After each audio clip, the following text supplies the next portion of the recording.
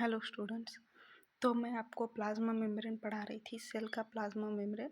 कुछ प्रॉब्लम की वजह से वो वीडियो कंप्लीट नहीं कर पाई, तो उसके आगे वाला पार्ट में अभी कवर कर रही हूँ कि प्लाज्मा मेम्ब्रेन कौन कौन सा प्रोसीजर हम लोग पढ़ चुके थे। डिफ्यूजन। डिफ्यूजन मीन्स व्हाट, एक बार रिकैप करवा दूँ। डिफ्यूजन मीन्स CO2 और O2 का ट्रांसफ़र कहाँ से कहाँ, through semi-permeable membrane from higher concentration to lower concentration। ये क्या था? डिफ्यूजन था। ठीक, CO2 और O2 का transfer from higher concentration to lower concentration through semi permeable membrane, ये डिफ्यूजन था। हम लोग को पढ़ना था ऑस्मोसिस के बारे में। Osmosis, what is mean by osmosis? तो मैंने 3 केसेस बताए थे। What happen if H2O is higher in concentration in environment as compared to cell? Cell के कंपेयर में एनवायरनमेंट में H2O अगर हायर कंसंट्रेशन रहा, सेल के अंदर H2O कम कंसंट्रेशन में रहा, तब क्या होगा, ये पढ़ना था। फिर नेक्स्ट क्या पढ़ना था, अगर वाटर एनवायरनमेंट में कम रहा और सेल में ज़्यादा रहा, तब क्या होगा। अगर वाटर सेल के अंदर और बाहर इक्वल रहा, तब क्या पढ़ना था। ये 3 केसेस मैंने डिस्कस की थी। तो चलिए पता करते हैं कि क्या हो सकता है इन 3 केसेस में। ओके, ठीक है, देखिए पढ़ के बता रही हूँ। If the medium surrounding the cell has a higher water concentration than the cell, इसका मीनिंग क्या है? इसका मीनिंग है, यहाँ मैं बता रही हूँ, ये ये सेल है और ये कोई सा मीडियम है। ये सेल है, ये कोई सा मीडियम है, ये वाटर कंसंट्रेशन है। ओके, ये वाटर कंसंट्रेशन है, ये सेल है।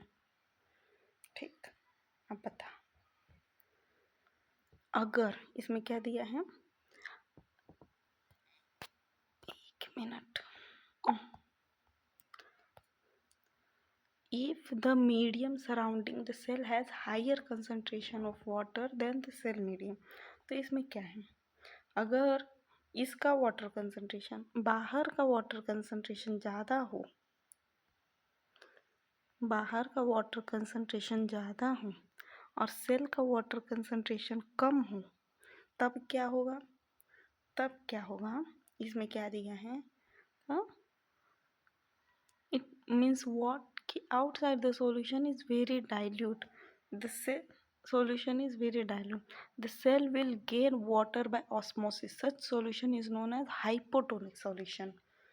देखिए बता रही हूँ, इसमें क्या होगा, अगर जो सेल के बाहर वाटर का कंसंट्रेशन बढ़ेगा तो क्या होगा, अगर सेल के बाहर वाटर का कंसंट्रेशन बढ़ेगा तो हायर कंसंट्रेशन से लोअर कंसंट्रेशन में आएगा ना, तो जब सेल के अंदर आएगा तो सेल की साइज इंक्रीज होगी ना। कोई सी भी चीज़ अंदर आएगी सेल के, तो सेल की साइज इंक्रीज ही होगी, वही होता है। देखिए मैं बता रही हूँ, ये सेल है, ये सेल है, यहाँ वाटर का कंसंट्रेशन ज़्यादा है, यहाँ वाटर का कंसंट्रेशन कम है, तो क्या होगा, इसके अंदर ही आएगा हायर कंसंट्रेशन से लोअर कंसंट्रेशन में, तो इसकी साइज तो जो है वो बढ़ेगी, साइज ऑफ सेल इंक्रीज होगा, सेल फूलेगा, सेल की स्वेलिंग होगी। ओके, इसी फिनोमिना को कहते हैं हाइपोटोनिक। यहाँ दिया है,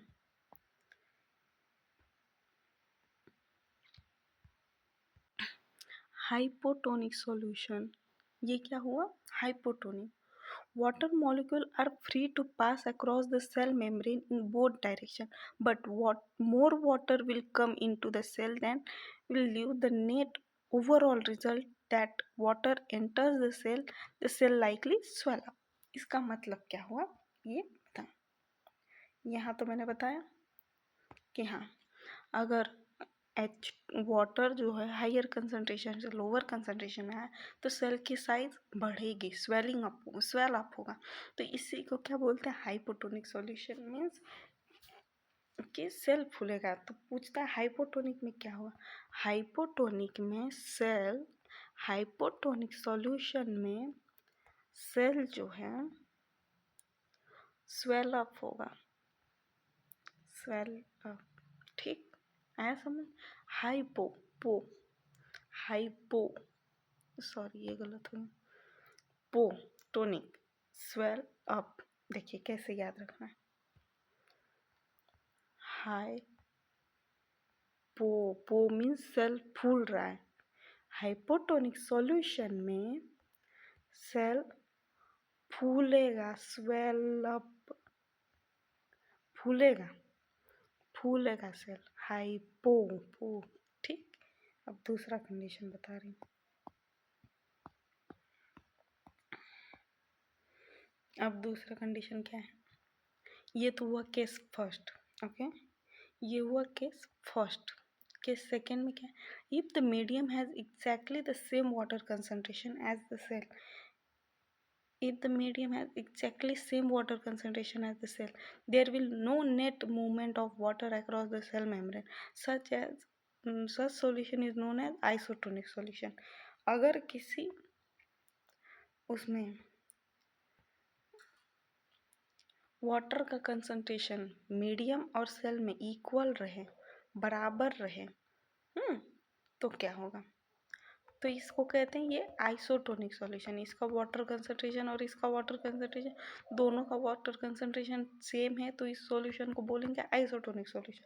और सेल के ऊपर इसका इफेक्ट क्या होगा कि सेल में कोई चेंज नहीं होगा, क्योंकि दोनों का वाटर कंसंट्रेशन सेम है। ओके, ठीक है। Water crosses the cell membrane, water crosses the cell membrane in both direction, but the amount going the same as the amount going out, so there is no overall movement of water, the cell will same size। मतलब क्या कहना चाह रहा है कि अगर ये इसमें जो सॉल्यूशन है और ये जो सेल है, इन दोनों का वाटर कंसंट्रेशन सेम है, तो पानी अंदर बाहर तो होगा, वाटर का मूवमेंट होगा, लेकिन वो इक्वल अमाउंट में होगा, उससे सेल के ऊपर कोई असर नहीं पड़ेगा, सेल की साइज वैसे ही रहेगी। ठीक, अब थर्ड केस क्या है, थर्ड केस है, थर्ड केस यहाँ पे है,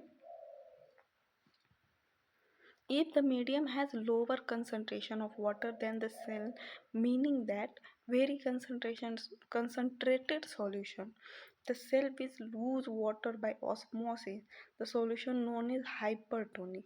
means what, medium has lower concentration of water। अगर ये जो मीडियम है इसमें कंसंट्रेशन ऑफ वाटर लो है, H2O लो है, H2O लो है और सेल के अंदर H2O हाई है, तो क्या होगा, ये यहाँ से बाहर निकलेगा, तो सेल पे असर क्या पड़ेगा, ये सिकुड़ जाएगा, श्रिंक हो जाएगा। ठीक, यही इसमें दिया है, देखें। और उस सॉल्यूशन के क्या बोलेंगे जिसमें कंसंट्रेशन कम रहेगा, वेरी कंसंट्रेटेड रहेगा, उसको हाइपरटोनिक बोलेंगे। ठीक, हाइपरटोनिक सॉल्यूशन, उस सॉल्यूशन को हाइपरटोनिक बोलेंगे। Water crosses the cell membrane in both direction, but this time more water leave the cell than enter, therefore cell shrink होगा। Osmosis is a special case of diffusion through selective permeable. यही osmosis का procedure है कि हाँ कब क्या होगा, hypotonic क्या हुआ, आइसोटोनिक क्या हुआ और वो हाइपरटोनिक क्या हुआ। ठीक, एक बार मैं तीनों को बता दे रही हूँ कि कैसे होता है। ये 3 मीडियम है, एक मीडियम फर्स्ट, मीडियम सेकेंड और थर्ड। ओके, सेल बना दूँ, ये हुआ cell, cell and cell. Okay, अगर जिस भी मीडियम में वाटर का कंसंट्रेशन ज़्यादा है,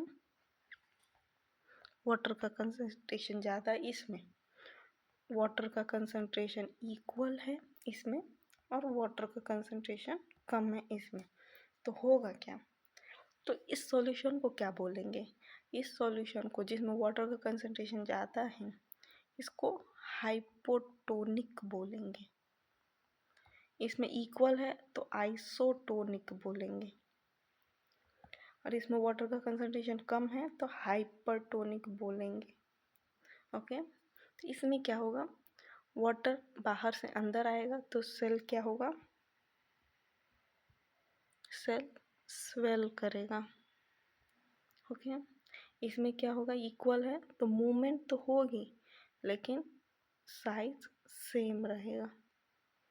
इसमें क्या होगा, वाटर वाटर का कंसंट्रेशन कम है तो इसमें से बाहर जाएगा, सेल से बाहर जाएगा, तो सेल क्या होगा, श्रिंक होगा। है समझ? ये 3 कंडीशंस होती हैं। और इसी तरह प्लाज्मा मेम्ब्रेन का मूवमेंट, प्लाज्मा मेम्ब्रेन के थ्रू मूवमेंट होता है वाटर का, और इसी प्रोसीजर को ऑस्मोसिस बोलते हैं।